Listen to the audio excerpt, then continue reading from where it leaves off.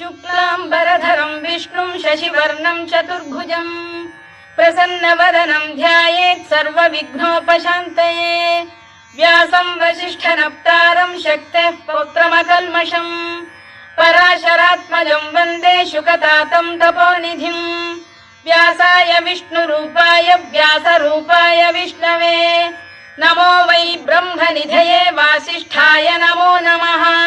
अविकाराय शुद्धाय नित्याय परमात्मने सदैकरूपरूपाय विष्णवे सर्वजिष्णवे यस्य स्मरणमात्रेण जन्म संसारबन्धनात् विमुच्यते। नमस्तस्मै विष्णवे प्रभविष्णवे। ॐ नमो विष्णवे प्रभविष्णवे। श्रीवैशम्पायन उवाच श्रुत्वा धर्मानशेषेण पावनानि च सर्वशः युधिष्ठिरः